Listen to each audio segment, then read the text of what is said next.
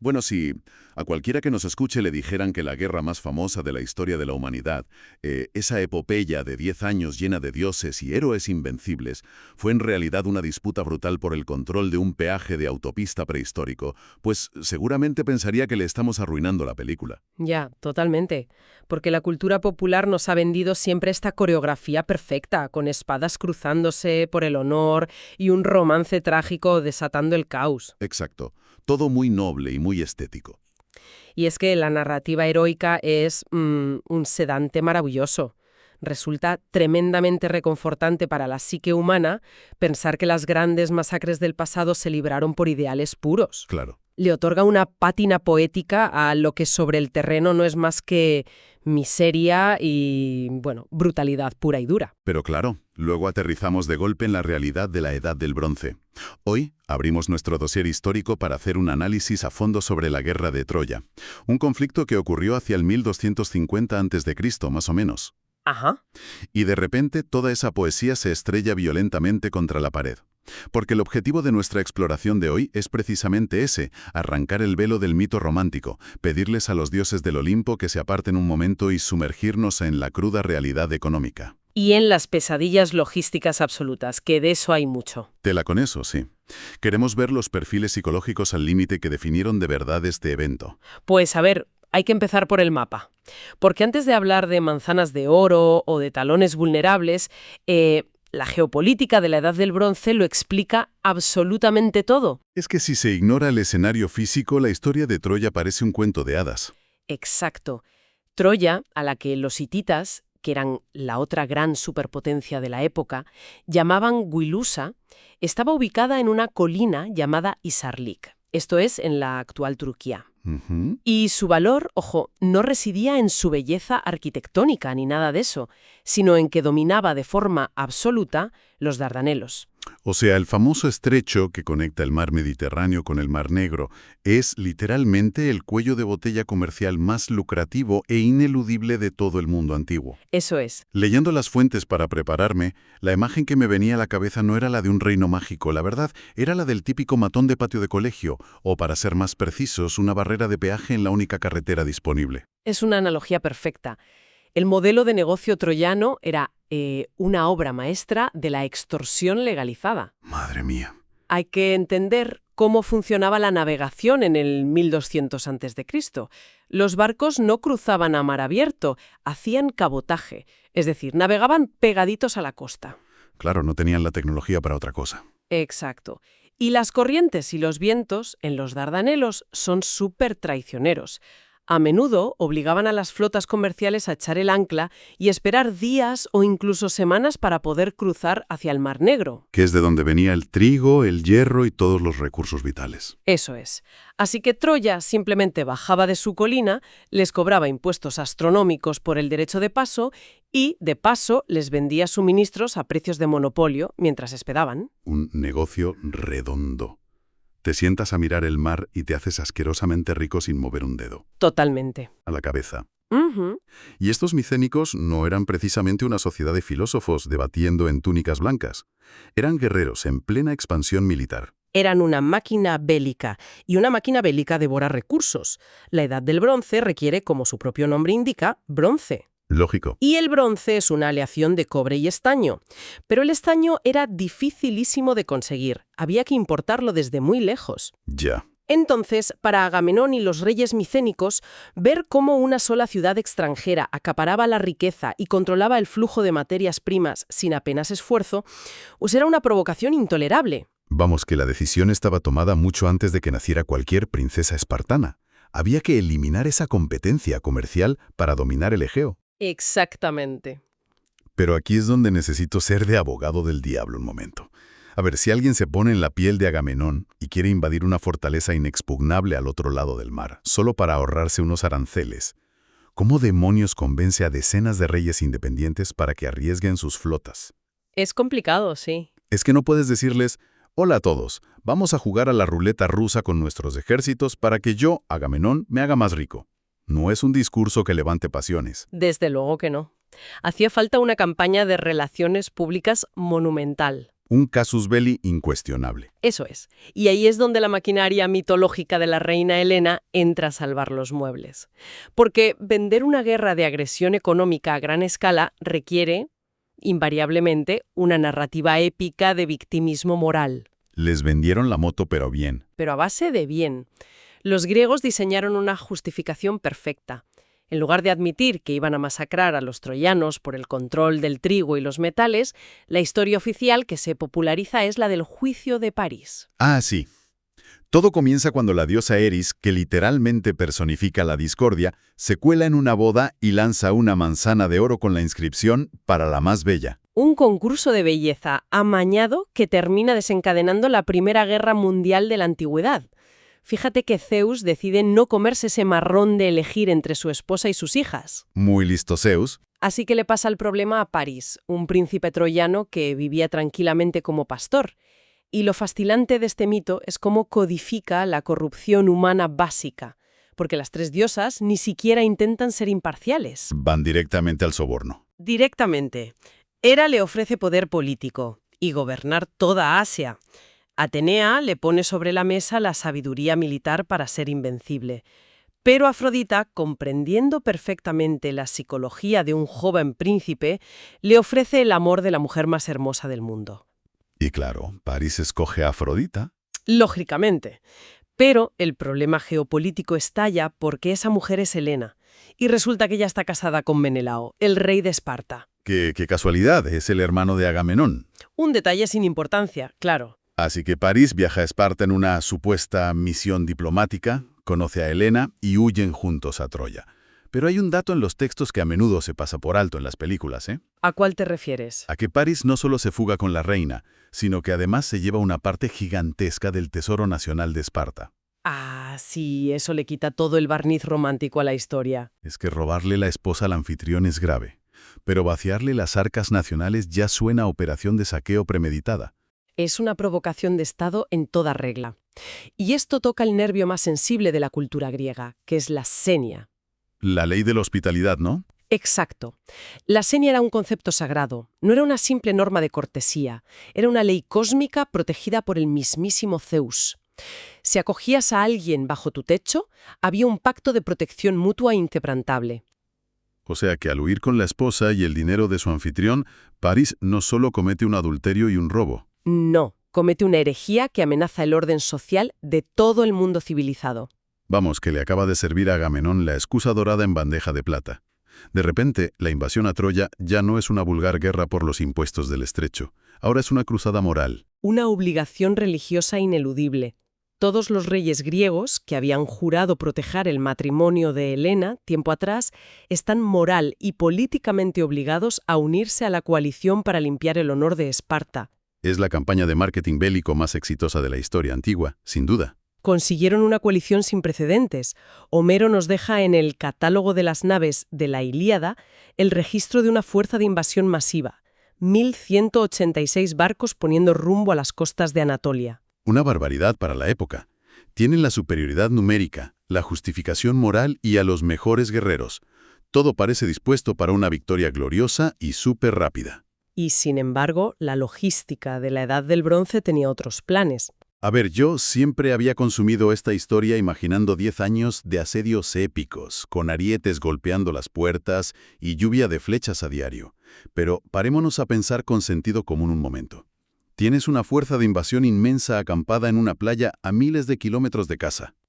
¿Cómo alimentas a esa cantidad de gente durante una década entera sin supermercados ni cadenas de suministros modernas? Pues es que no lo haces. La imagen del asedio constante es una ficción literaria. Ya me imaginaba. El despliegue de Diego fue, en términos tácticos, un fracaso estrepitoso desde el primer día. Llegaron a la costa, plantaron sus tiendas frente a la ciudad, pero nunca tuvieron la capacidad logística ni militar para rodear completamente una fortaleza del tamaño de Troya. Es que las murallas de Isarlik eran formidables. Y además, Troya no estaba aislada. Las fuentes mencionan aliados muy poderosos. Totalmente. Tenían a los licios, a los tracios, e incluso los mitos hablan de contingentes de amazonas acudiendo a su rescate. Básicamente, mientras los griegos miraban las puertas delanteras de la ciudad, los troyanos seguían recibiendo carros llenos de alimentos y armas por la puerta trasera, como si nada estuviera pasando. lo que convirtió a los invasores en prisioneros de su propia invasión. Al no poder rendir la ciudad por hambre, el gigantesco ejército griego tuvo que dedicarse a su propia supervivencia. ¿Y qué hacían? Pues durante 9 largos años, las batallas frente a las murallas de Troya fueron anecdóticas. La inmensa mayoría de la fuerza griega operó como una banda de piratas desesperados. Realizaban incursiones y saqueaban ciudades vecinas. ¿Robando ganado y grano, supongo?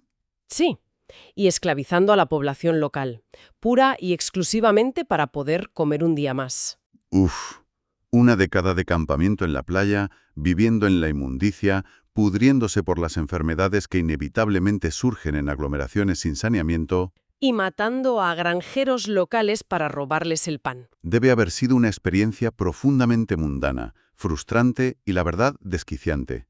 Y fíjate que es justamente en este caldo de cultivo de miseria y desgaste donde arranca la Ilíada. Exacto, no en el momento glorioso de la partida, sino en el año 10, cuando los nervios están destrozados. Y estalla un motín por un botín de saqueo. Porque Agamenón, en un acto de arrogancia, decide arrebatarle a Aquiles, su mejor activo militar, a su esclava Briseida. Todo porque a Agamenón le habían obligado a devolver a su propia cautiva por una plaga, ¿sí? Y Aquiles sufre una humillación pública intolerable, se retira a su tienda y dice que ya no lucha más. O sea, la epopeya fundacional de Occidente arranca con una rabieta monumental entre dos señores de la guerra exhaustos peleándose por quién se queda con el botín. Es fascinante. Y esto nos abre la puerta a la verdadera carne de este dossier, que es el impacto psicológico. Una guerra de trincheras de 10 años destroza la cordura de cualquiera. Y el caso clínico más evidente es, sin duda, Aquiles. Totalmente. Es descrito como este ser invulnerable, mitad humano, mitad divino, pero psicológicamente es un hombre profundamente traumatizado al que le mueve la menis, ¿no? Eso es, la menis, una furia destructiva que roza lo cósmico. Aquiles es la personificación del terror en el campo de batalla.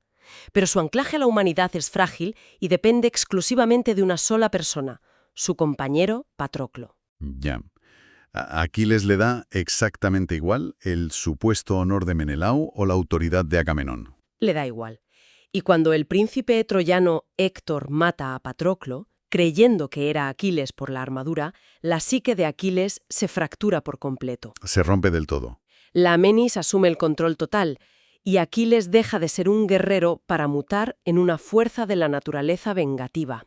Cruza todas las líneas rojas éticas de la época, asesinando prisioneros y arrastrando el cadáver de Héctor atado a su carro durante días. Ese contraste me parece vital, la verdad, porque me hace empatizar muchísimo más con el bando contrario.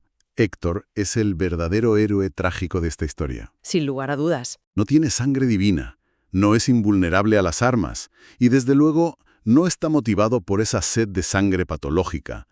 A diferencia de los griegos, que buscan el kleos, esa gloria individual y fama a través de la violencia, Héctor parece el único adulto responsable en toda la guerra. Es que Héctor encarna el sentido del deber frente a la aniquilación inevitable.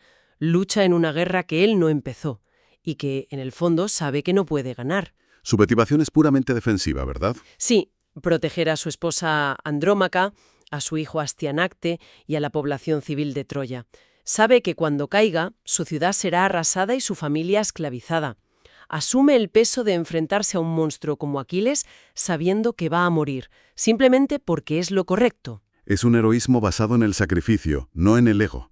Me parece brutal. Y luego tenemos el otro extremo. Ah, sí. El que para mí es el prototipo de la modernidad, Odiseo. Si Aquiles representa el martillo de la fuerza bruta, Odiseo es el bisturí político. Me encanta esa comparación. Es como el típico asesor de comunicación de una campaña electoral moderna que sabe perfectamente que el músculo no gana guerras si la estrategia está mal diseñada.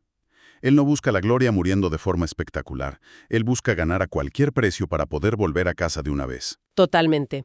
Odiseo introduce en la narrativa el concepto de la metis, la astucia, la inteligencia práctica, el ingenio que no se detiene ante escrúpulos morales. Es el fin de la era del honor caballeresco y el inicio de la guerra psicológica. Es pragmatismo llevado al extremo. Persuasivo, maestro de la mentira, vamos, un político nato. Y hablando de psicología al límite, hay un personaje en el lado troyano que encarna la forma más absoluta de tortura mental: Casandra. Uf, la hija del rey Príamo. Las fuentes indican que poseía el don de ver el futuro con exactitud milimétrica. Sí, pero arrastraba una maldición impuesta por el dios Apolo. Dijera lo que dijera, absolutamente nadie le iba a creer jamás. El concepto de Casandra es la representación perfecta del síndrome del vidente ignorado. Imaginar su día a día es escalofriante.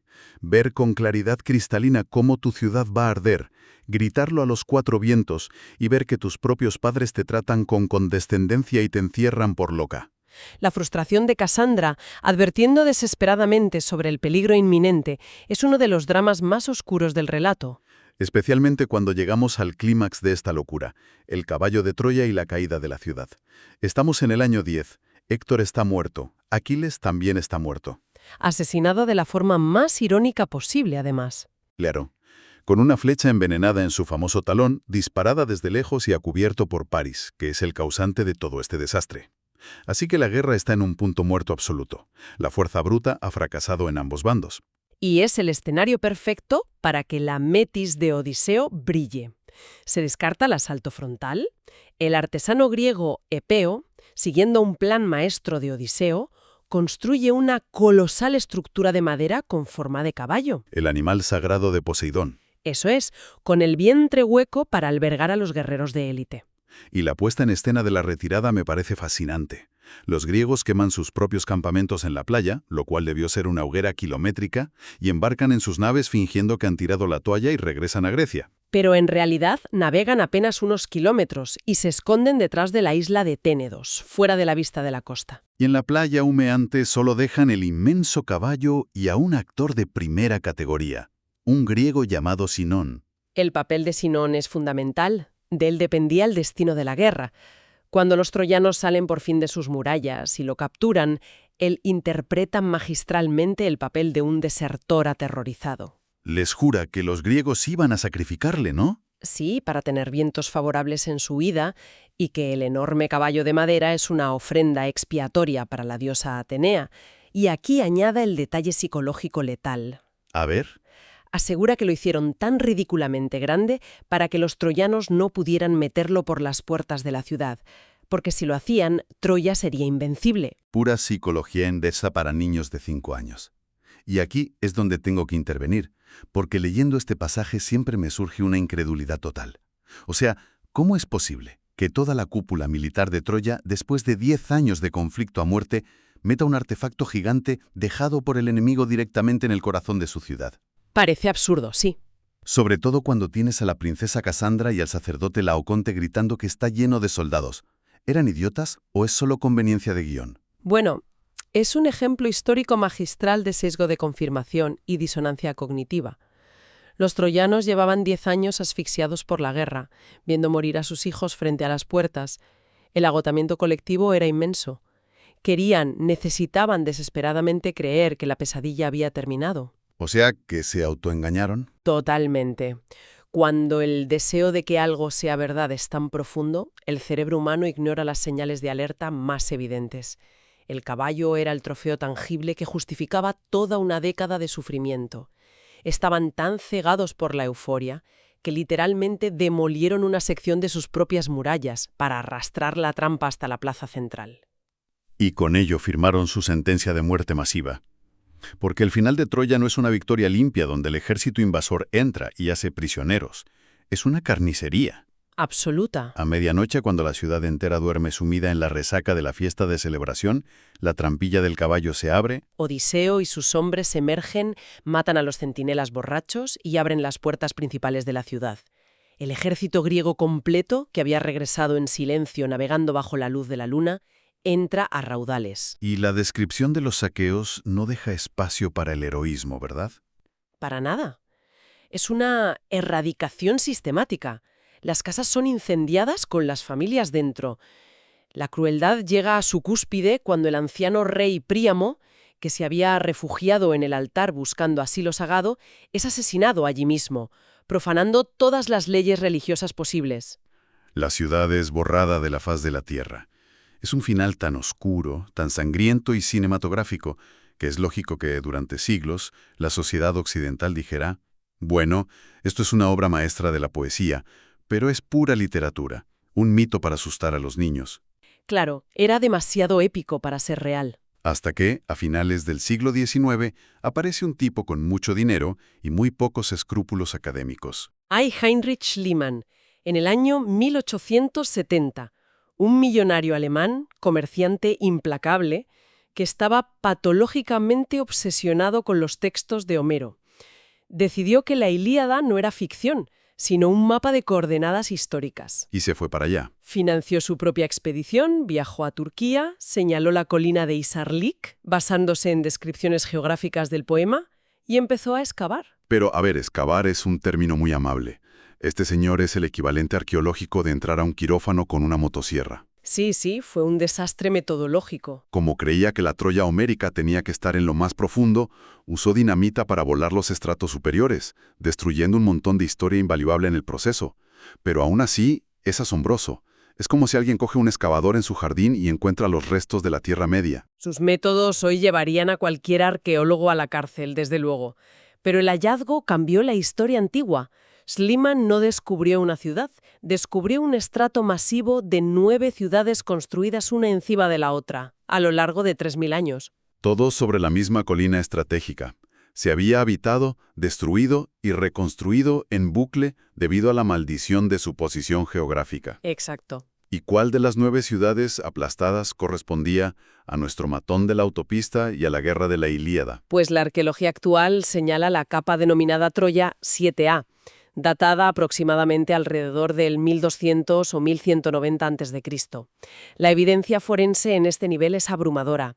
Revela casas abarrotadas, construidas de manera apresurada, sugiriendo que la población rural se tuvo que refugiar tras los muros ante un bloqueo inminente. ¡Qué fuerte! Y hay proyectiles de honda esparcidos por las calles, esqueletos con marcas de violencia sin enterrar y, como colofón, un estrato macizo de ceniza y escombros quemados que indica que la ciudad fue aniquilada por un incendio masivo. La realidad arqueológica respalda asombrosamente la crónica del desastre. Aunque a Schliemann también hay que reconocerle el papelón que hizo con el famoso tesoro de Príamo. Encuentra estas joyas de oro espectaculares en sus trincheras, le pone las diademas a su esposa para sacarle fotos afirmando que llevaba puestas las joyas de Helena, y se lo vende al mundo como la prueba definitiva. ¿Fue un error de cálculo espectacular o quizás un fraude publicitario intencionado? ¿Quién sabe? Seguramente lo segundo. La estratigrafía moderna demostró que esas joyas en particular pertenecían a la capa de Troya II, una ciudad que floreció 1000 años antes de que Agamenón o Aquiles existieran. Un pequeño error de cálculo de 1000 años, nada grave. Pero, a pesar del error de las joyas y de la dinamita, Schliemann obligó a reescribir los libros de historia.